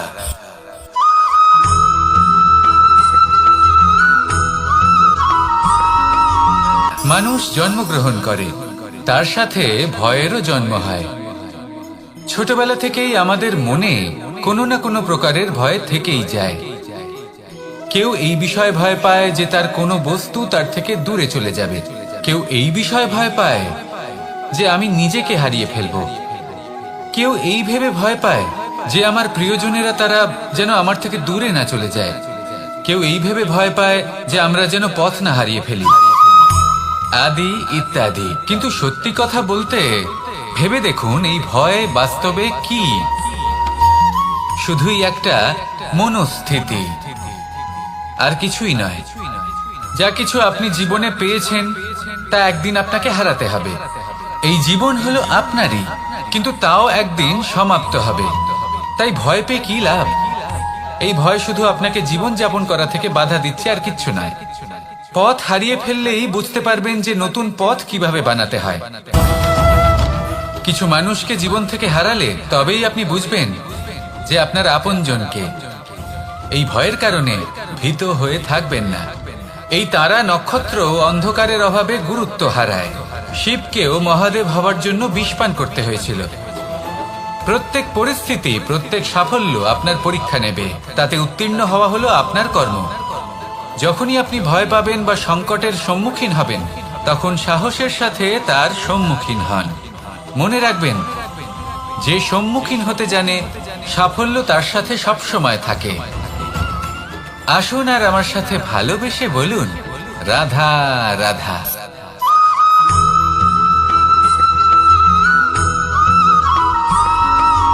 জীবনে অগ্রসর হওয়ার জন্য আমাদের কাকে প্রয়োজন হয়? মাতা পিতা, বন্ধু, প্রেম, সাহায্য, অর্থ, পরিশ্রম, আশা। ভিন্ন ভিন্ন মানুষ ভিন্ন ভিন্ন বিকল্প চয়ন করে। যদি আমি আপনাকে বলি, তাহলে জয় আর পরাজয়ের মন্ত্র দুটো শব্দের উপর নির্ভর করে, মেনে নেওয়া আর দৃঢ় হওয়া। যদি মেনে নেন তাহলে হেরে যাবেন, যদি দৃঢ় হন তাহলে নিশ্চিত রূপে জয়ী হবেন। যদি কখনো আপনি ক্লান্ত হয়ে ওঠেন, আপনি দুঃখী হন, পুরোপুরি ভেঙে পড়েছেন, তখন মেনে নেবেন না যে আপনি ভেঙে পড়েছেন, নয়তো হেরে যাবেন। তখন উল্টে স্থির করবেন যে যাই হয়ে যাক না কেন, আমি জয়ী হবই।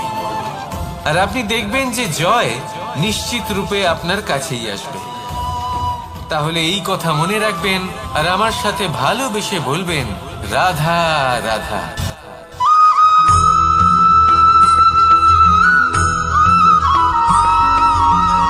এই সংসারে কোনো বস্তু হোক বা ব্যক্তি হোক, তার একার গুরুত্ব কিন্তু খুব বেশি নয়। একটা উদাহরণ হিসেবে বৃষ্টির ফোঁটাকে ভেবে দেখুন।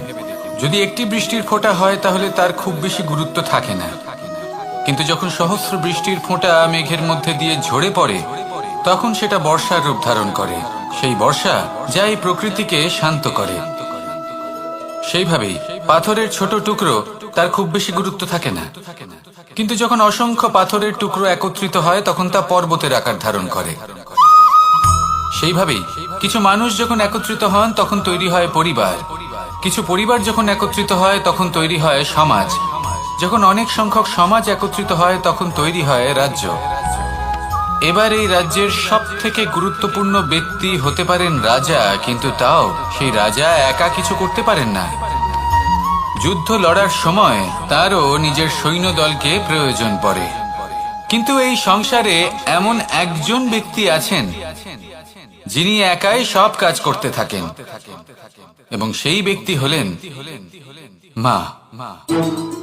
আমাদের জীবনে একজন পিতার ভূমিকা কিন্তু নিঃসন্দেহে অমূল্য, কিন্তু আমাদের সকলের জীবনে যে ভূমিকা একজন মায়ের তা অন্য কারোর থাকে না।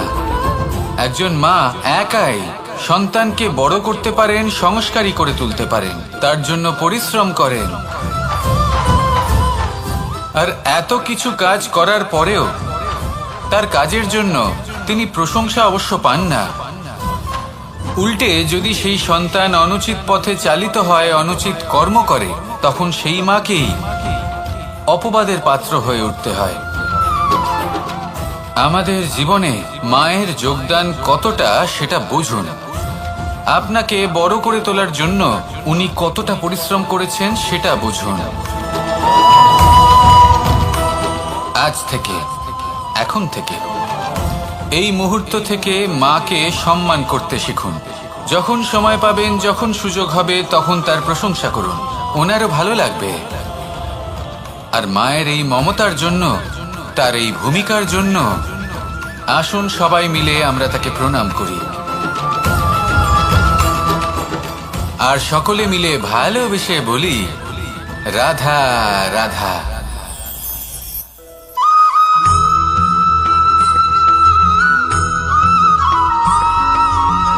এই সংসারের সব থেকে গুরুত্বপূর্ণ তত্ত্ব কোনটা? প্রথম হলো সময়।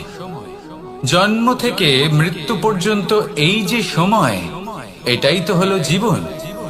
দ্বিতীয় হলো জীবন, যাতে আমরা সময়ের সদ্ব্যবহার করি, শ্রেষ্ঠ থেকে শ্রেষ্ঠতর কাজ করার চেষ্টা করি। বহু বছরের এই পরম্পরা, এই সংস্কৃতিকে এগিয়ে নিয়ে যাওয়ার চেষ্টা করি। এই সংসারে আমরা অংশগ্রহণ করতে চেষ্টা করি। তৃতীয় হলো ধন, সেই ধন যা প্রত্যেক ব্যক্তি অর্জন করতে চেষ্টা করেন। এবার এই তিনটি তত্ত্বের মধ্যে একটা সামঞ্জস্য আছে, সমান ব্যাপার আছে। সে ধনই হোক বা সময় হোক বা হোক জীবন। আর সেই সমান ব্যাপার হলো যে যদি আপনি এটা গণনা করতে থাকেন তাহলে তা কমতে থাকে, যদি আপনি এটা ব্যবহার করেন তাহলে তা বাড়তে থাকে।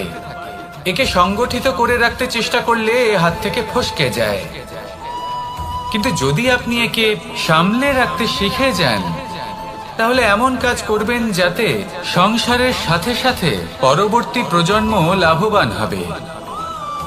যদি কিছু শিখতে চান তাহলে সামলাতে শিখুন, গণনা করা বা সংগঠিত করা নয়। আসুন আর আমার সাথে ভালোবেসে বলুন, রাধা রাধা।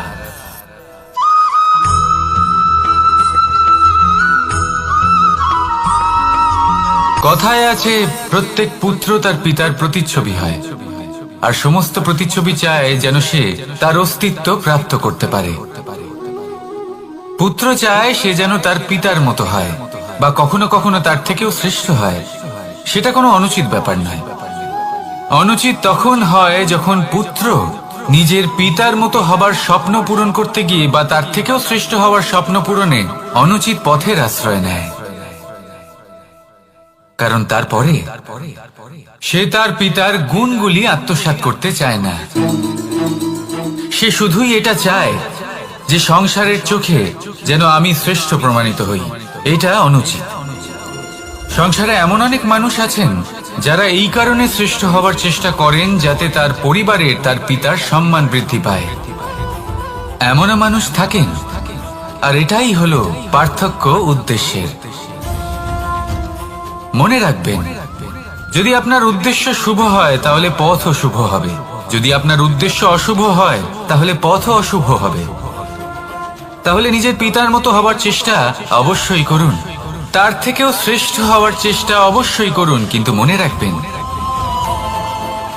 আপনার সংকল্প আর আপনার উদ্দেশ্য এই দুই শুভ হওয়া উচিত।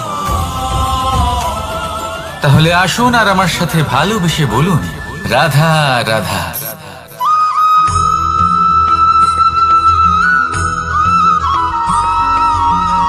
পিতা আর পুত্রের সম্পর্ক অত্যন্ত মধুর হয়ে থাকে। পিতা স্বপ্ন দেখেন, তাকে পূর্ণ করার সকল সম্ভাব্য চেষ্টা করেন, কিন্তু তাও অনেক সময় ওনার স্বপ্ন অপূর্ণ থেকে যায়। তখন পিতা ভাবেন যে স্বপ্ন উনি পূর্ণ করতে পারেননি ওনার সন্তান তা অবশ্যই পূরণ করবে। যে স্থানে উনি কখনো পৌঁছতে পারেননি সেই স্থানে ওনার পুত্র অবশ্যই পৌঁছবে। পিতা নিজের সন্তানের ভবিষ্যৎ নিয়ে সেই স্বপ্ন দেখেন, আর যখন সেই সন্তান সামনে এগোতে থাকে তখন তার দুঃখ হয় না, বরং গর্ব হয়। ওনার ভালো লাগে এটা দেখে যে ওনার সন্তান অনেক উন্নতি করছে। কিন্তু যখন সন্তান নিজের অভিভাবকের শক্তি দেখে, তার যশ দেখে হিংসা করতে থাকে, সমস্যা সেইখানেই শুরু হয়। সেই জন্য সকল সন্তানকে এটা মনে রাখতে হবে, দেখুন, পুত্র হবার সুবাদে, এক সন্তান হবার সুবাদে এটা হলো আপনার অধিকার যে আপনি আপনার পিতার থেকে বেশি উন্নতি করবেন। আপনার পিতাও এটাই চান, কিন্তু সুস্থভাবে এটা করুন। একটা রেখা টেনে নিন যাতে আপনি তাতে এগোতে পারেন আর আপনার পিতার তাতে গর্ববোধ হয়, আর সেই বিষয়ে দুঃখ না হয় যে আমার সন্তান আমাকেই ছোট করার চেষ্টা করছে। ইতিহাস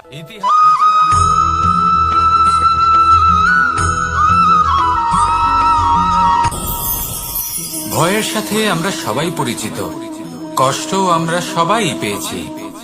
কখনো কখনো আমরা অসুস্থ হয়ে পড়ি, আর এমন সময় হলে মাতার মমতা, কখনো বাবার স্নেহ, কখনো বন্ধুদের পাশে থাকার অনুভূতি আমাদের রোগ নিরাময়ে সাহায্য করে। কখনো যদি আমরা নিরাশ হয়ে পড়ি, তখন যদি আমাদের কোনো আপনজন আমাদের দুটো ভালো কথা বলে, তখন আমাদের মনোবল বেড়ে যায়। ঠিক তেমন সংসারের এই রঙ্গমঞ্চে যদি আপনি পীড়িত অনুভব করেন, কিছু শুভ কথা আলোচনা করুন, কিছু স্তুতি গান করুন, কিছু মুহূর্তের জন্য হলেও নিজের ইষ্টদেবের কথা স্মরণ করুন আর প্রার্থনা করুন। সাহস বাড়বে, শক্তিও বৃদ্ধি পাবে এবং সামনে এগিয়ে চলার পথও দেখতে পাবেন। তখন এই মন প্রসন্ন হয়ে বলবে, রাধা রাধা।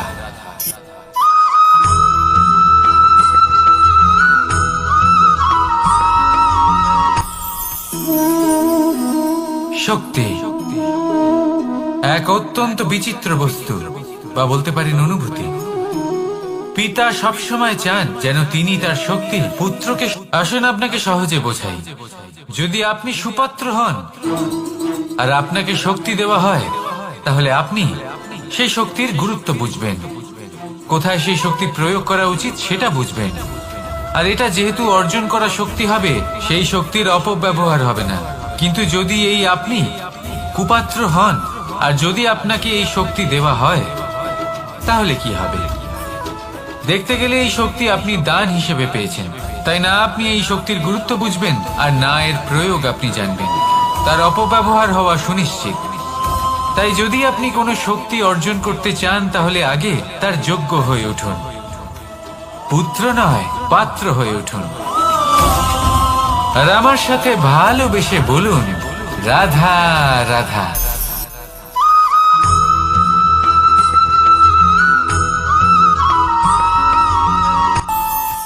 আমাদের মনে যখন কোনো প্রশ্ন ওঠে, কোনো দ্বন্দ্ব জাগে, তখন আমরা যাই আমাদের গুরুর কাছে, আমাদের আরাধ্যের কাছে গিয়ে জিজ্ঞেস করি।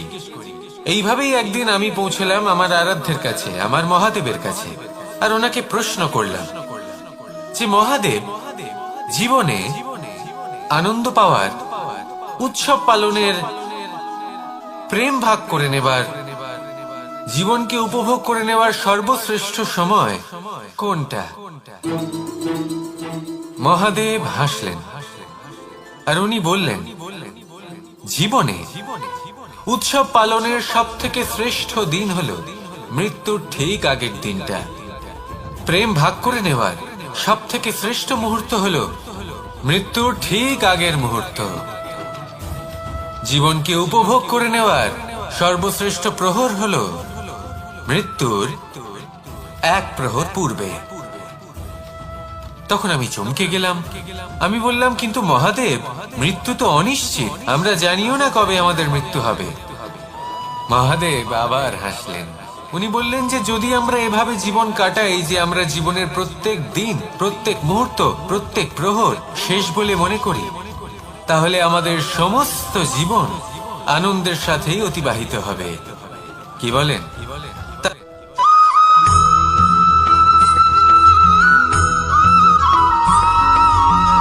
এই সংসারের সব থেকে গুরুত্বপূর্ণ তত্ত্ব কোনটা? প্রথম হলো সময়। জন্ম থেকে মৃত্যু পর্যন্ত এই যে সময়, এটাই তো হলো জীবন। দ্বিতীয় হলো জীবন, যাতে আমরা সময়ের সদ্ব্যবহার করি, শ্রেষ্ঠ থেকে শ্রেষ্ঠতর কাজ করার চেষ্টা করি। বহু বছরের এই পরম্পরা, এই সংস্কৃতিকে এগিয়ে নিয়ে যাওয়ার চেষ্টা করি। এই সংসারে আমরা অংশগ্রহণ করতে চেষ্টা করি। তৃতীয় হলো ধন, সেই ধন যা প্রত্যেক ব্যক্তি অর্জন করতে চেষ্টা করেন। এবার এই তিনটি তত্ত্বের মধ্যে একটা সামঞ্জস্য আছে, সমান ব্যাপার আছে। সে ধনই হোক বা সময় হোক বা হোক জীবন। আর সেই সমান ব্যাপার হলো যে যদি আপনি এটা গণনা করতে থাকেন, তাহলে তা কমতে থাকে। যদি আপনি এটা ব্যবহার করেন, তাহলে তা বাড়তে থাকে। একে সংগঠিত করে রাখতে চেষ্টা করলে এ হাত থেকে ফসকে যায়। কিন্তু যদি আপনি একে সামলে রাখতে শিখে যান, তাহলে এমন কাজ করবেন যাতে সংসারের সাথে সাথে পরবর্তী প্রজন্ম লাভবান হবে। যদি কিছু শিখতে চান, তাহলে সামলাতে শিখুন, গণনা করা বা সংগঠিত করা নয়। আসুন আর আমার সাথে ভালোবেসে বলুন, রাধা রাধা।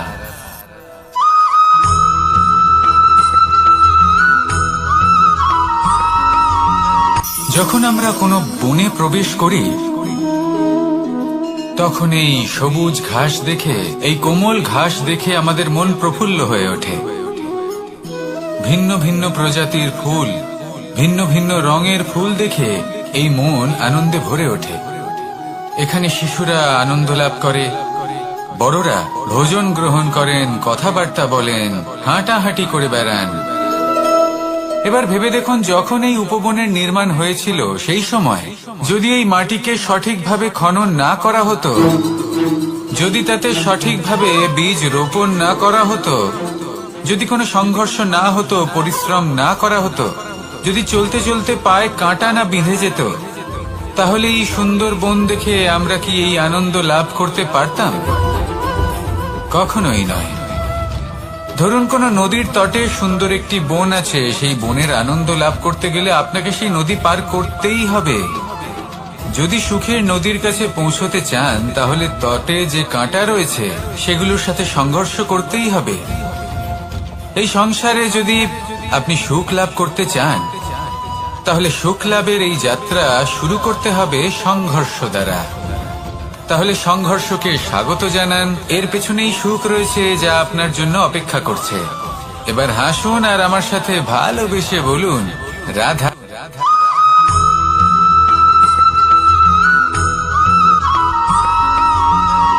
পুরুষার্থ। শাস্ত্রে 4 ধরনের পুরুষার্থের কথা বলা হয়েছে। প্রথম হলো ধর্ম। আপনি কি জানেন এই ধর্ম আসলে কি? আপনার কি মনে হয় ধর্ম আসলে কি?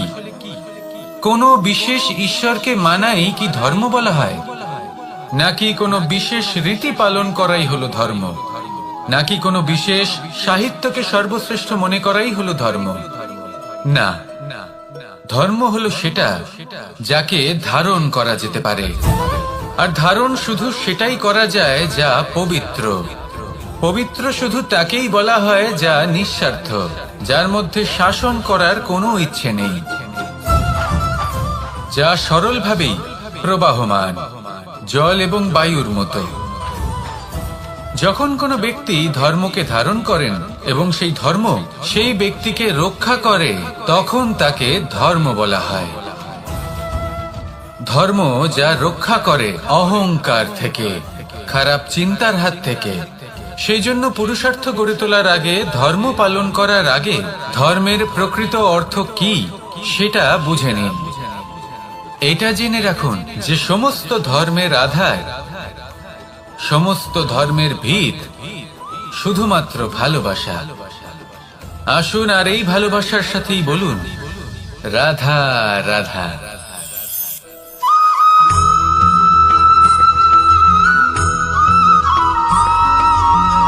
মানুষের মানসিকতা এমন হয় যে সে যতটা করে আশা করে যে তার থেকে অনেক বেশি তার বদলে সে পাবে। দেখুন, সবকিছুই আপনার ভাবনা চিন্তার উপর নির্ভর করছে। আপনি যদি ফলের বিষয়ে ভেবে কর্ম করতে থাকেন, তাহলে সেটা অনুচিত। জীবনের আসল আনন্দ হলো নিজের কর্ম করতে থাকা, ফলের চিন্তা করা উচিত নয়। যদি আপনি এরকম ভাবেন যে আমি এতটা করছি, আমার এতটা পাওয়া উচিত, সেই ভাবনা অনুচিত। যদি আপনি সেবার মানসিকতা নিয়ে কর্ম করতে থাকেন, কর্মচক্রে প্রবাহিত হন, যদি আপনি এমন ভাবনা রাখেন যে আমি এতটা পাচ্ছি, তাই এর থেকে অনেক বেশি আমি কর্ম করব, তাহলে নিশ্চিত রূপে আপনি যতটা করছেন তার থেকে অনেক বেশি আপনি পাবেন। আপনার আশার থেকে অনেক বেশি আপনি পাবেন। শুধু জীবনে অনেক বেশি কাজ করতে থাকুন, ফলের চিন্তা করবেন না। আর মনে রাখবেন, এই ভাবনাই সব থেকে বড় বীজ। কর্মের উপর বিশ্বাস রাখুন। জীবনে যা যা আপনি চান সবই সুখময় হবে। আসুন আর আমার সাথে ভালোবেসে বলুন, রাধা রাধা।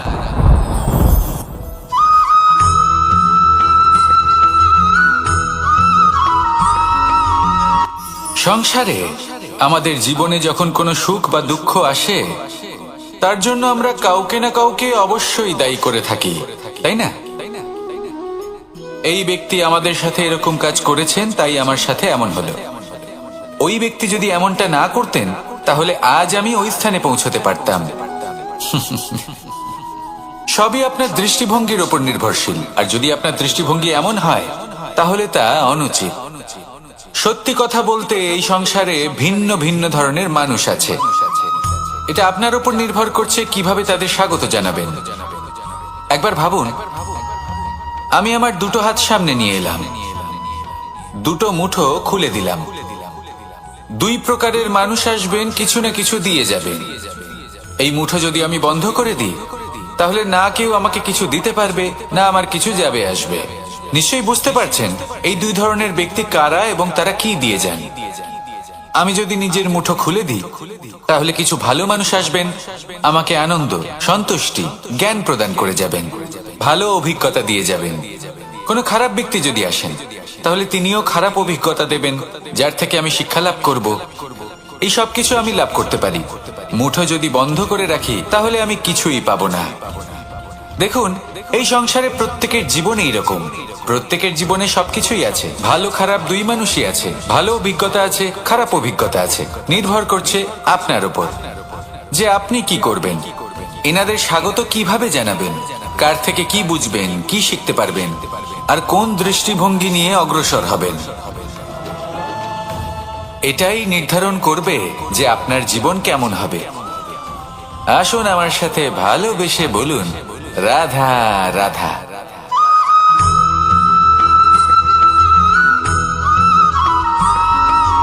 ফিরে আসছিলেন এবং তাদের ফেরার পথে হঠাৎ করে কোথাও থেকে একটি বাছুর চলে এলো। এই দুই বোন ভয়ভীত হয়ে গেলেন আর তাদের হাত থেকে সেই আটা পড়ে গেল, মাটিতে মিশে গেল।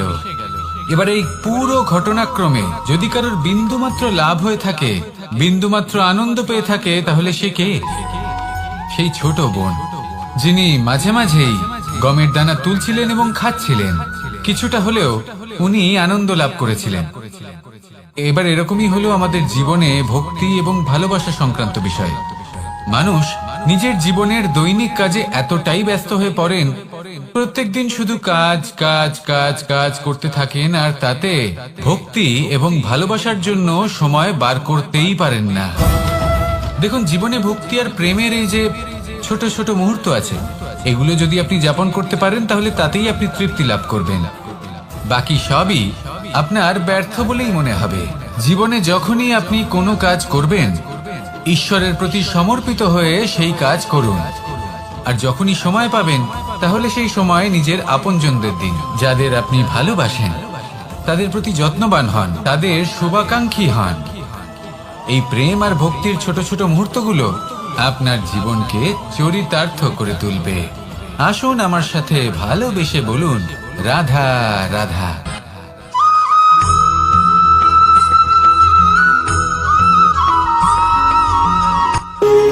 যখন মানুষের মৃত্যু হয় তখন কি হয়? অনেক সংখ্যক মানুষ শোক পালন করতে চলে আসেন। যে ব্যক্তি মৃত্যু লাভ করেছেন তার অনেক বস্তু থাকে যেগুলো তার প্রিয়, যেগুলো তিনি ব্যবহার করেছেন। তার শয্যা, তার বস্ত্র, তার আভূষণ সবকিছু তার থেকে বিচ্ছিন্ন করা হয় এবং খালি হাতে তাকে শ্মশানের উদ্দেশ্যে রওনা করা হয়। আমি আপনাকে এই প্রশ্ন করতে চাই, আপনি এই সংসারে কি অর্জন করেছেন? ধন সম্পত্তি, বস্ত্র, আভূষণ, এই সবকিছু যে আপনি অর্জন করেছেন, আপনার মৃত্যুর পরে তা আপনার থেকে দূর হয়ে যাবে। এর উত্তর হলো একটাই, আপনার কর্ম। শুধু সেটাই আছে যা একান্ত আপনার, আর শুধু সেটাই এই সংসার থেকে চলে যাওয়ার পরেও সংসারেই জীবিত থাকবে। যদি আপনি দুষ্কর্ম করেন তাহলে এই সংসার আপনাকে একটি অনুচিত উদাহরণ হিসেবে মনে রাখবে যে এই ব্যক্তি খুব পাপী ছিল, অনুচিত কর্ম করতেন। যে পথে তিনি চলেছেন সেই পথে কারোর চলা উচিত নয়। সেখানেই যদি আপনি সৎকর্ম করেন তাহলে সংসার চিরকাল এটাই বলবে যে খুব ভালো মানুষ ছিলেন, সবাইকে ভালোবাসতেন, সবাইকে সাহায্য করতেন, আমার খুব প্রিয় মানুষ ছিলেন। এটাই হলো শ্রেষ্ঠ কর্ম। সেই জন্য জীবনে শুধুমাত্র ধন সম্পত্তি, আভূষণ এই সব অর্জন করতে গিয়ে নিজের মনোনিবেশ করবেন না। শ্রেষ্ঠ কর্ম করুন। সংসার থেকে চলে যাওয়ার পরেও এই কর্মই এই সংসারে আপনাকে জীবিত রাখবে। আসুন আমার সাথে ভালোবেসে বলুন, রাধা রাধা।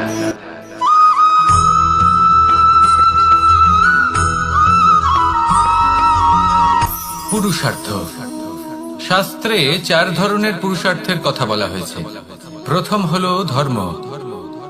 আপনি কি জানেন এই ধর্ম আসলে কি?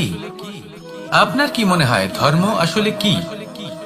কোনো বিশেষ ঈশ্বরকে মানাই কি ধর্ম বলা হয়, নাকি কোনো বিশেষ রীতি পালন করাই হলো ধর্ম, নাকি কোনো বিশেষ সাহিত্যকে সর্বশ্রেষ্ঠ মনে করাই হলো ধর্ম? না, ধর্ম হলো সেটা যাকে ধারণ করা যেতে পারে, আর ধারণ শুধু সেটাই করা যায় যা পবিত্র। পবিত্র শুধু তাকেই বলা হয় যা নিঃস্বার্থ, যার মধ্যে শাসন করার কোনো ইচ্ছে নেই, যা সরলভাবেই প্রবাহমান, জল এবং বায়ুর মতো। যখন কোনো ব্যক্তি ধর্মকে ধারণ করেন এবং সেই ধর্ম সেই ব্যক্তিকে রক্ষা করে, তখন তাকে ধর্ম বলা হয়। ধর্ম যা রক্ষা করে অহংকার থেকে, খারাপ চিন্তার হাত থেকে। সেই জন্য পুরুষার্থ গড়ে তোলার আগে, ধর্ম পালন করার আগে ধর্মের প্রকৃত অর্থ কি সেটা বুঝে নিন। এটা জেনে রাখুন যে সমস্ত ধর্মের আধার, সমস্ত ধর্মের ভিত শুধুমাত্র ভালোবাসা। আসুন আর এই ভালোবাসার সাথেই বলুন, রাধা রাধা।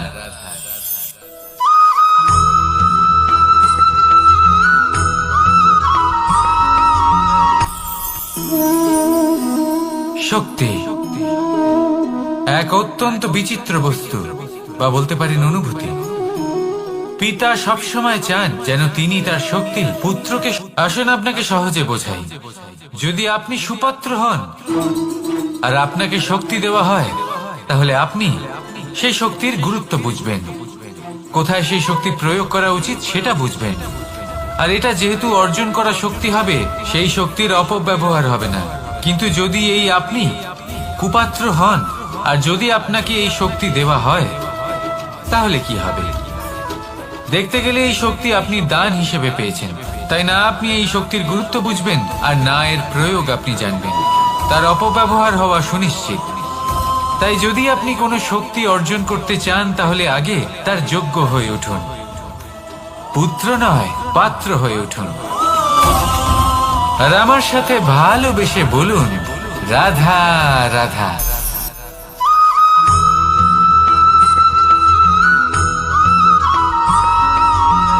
কথায় আছে যে এমন কোনো অক্ষর নেই যার দ্বারা কোনো মন্ত্র হয় না। এমন কোনো বনস্পতি নেই যা নিজেই একটা ঔষধি নয়। পৃথিবীর এমন কোনো ব্যক্তি নেই যার মধ্যে কোনো যোগ্যতা থাকে না। শুধু প্রয়োজন হলো যে ব্যক্তিকে আমরা খুঁজে চলেছি তাকে সঠিকভাবে চিনে নেওয়া। যদি তার যোগ্যতা, তার বিশেষত্ব আমরা বুঝতেই না পারি, তাহলে আর লাভ কি রইল? এই সংসারে এমন অনেক ব্যক্তি রয়েছেন যারা ছোট ছোট অসফলতার কারণে আপনাকে এটা বলে দেবে যে আপনি কোনো কাজের নন, আপনি হলেন মূর্খ, আপনি কিছুই করতে পারবেন না। এইসব কথায় কখনোই বিশ্বাস করবেন না, কারণ আপনি এবং প্রত্যেকটি জীব এই পরমাত্মা এবং এই প্রকৃতির সৃষ্টি, যা অত্যন্ত বিশেষ। যদি আপনাকে উদাহরণ দিই, তাহলে একদিকে আছে তরোয়াল, একটা বড় লম্বা তরোয়াল, যার দ্বারা যুদ্ধ করা যায়, জয়লাভ করা যায়। আর অন্যদিকে রয়েছে একটা ছোট্ট সূচ। কিন্তু যে কাজ একটা ছোট্ট সূচ করতে পারে, তা একটা তরোয়াল দ্বারা সম্ভব নয়। এর অর্থ হলো এটাই যে প্রত্যেকটা রচনা অত্যন্ত অমূল্য এবং অত্যন্ত বিশেষ হয়। তাহলে বিশ্বাস রাখুন যে আপনি অত্যন্ত বিশেষ একজন। আর প্রেমের সাথে বলুন, রাধা রাধা।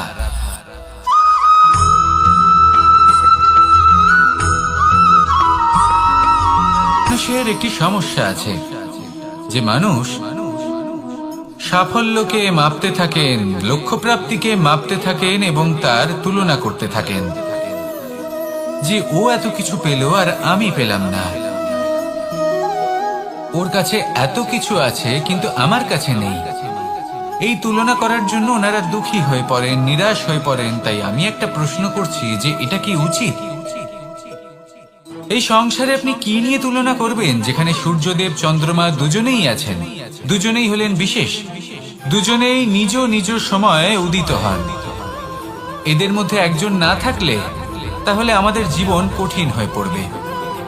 ঠিক সেইভাবেই আপনি যদি একটা বড় রেখা অঙ্কন করেন তাহলে অন্য রেখাটি ছোট হয়ে পড়ে না, সে তেমনই থাকে যেমনটা সে ছিল। আপনার অস্তিত্ব কখনো ছোট বা বড় হতে পারে না। শুধু তুলনা করার জন্য আপনার এটা মনে হতে পারে। যদি আপনি যুদ্ধ করতে চান আপনার তলোয়ারের প্রয়োজন পড়বে।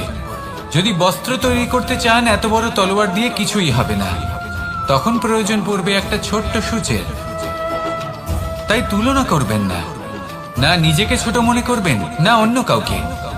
সবার সাথে সহযোগিতা করুন, আর যদি তুলনা করতেই হয় নিজের সাথে করুন, যে কাল আমি কেমন ব্যক্তি ছিলাম, আজ কি তার থেকে শ্রেষ্ঠ হয়ে উঠতে পেরেছি।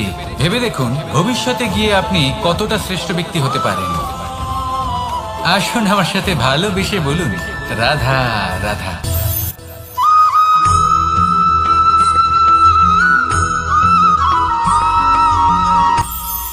এটা হলো ধান গাছ। এর থেকে যে চাল উৎপন্ন হয় তা মানুষ গ্রহণ করেন। আর এটা কি? এ হলো জংলি ঘাস। একবার ভেবে দেখুন যদি এই জংলি ঘাস ধান গাছের আশেপাশে থাকে তাহলে কি হবে? ধান উৎপন্ন হতে পারবে?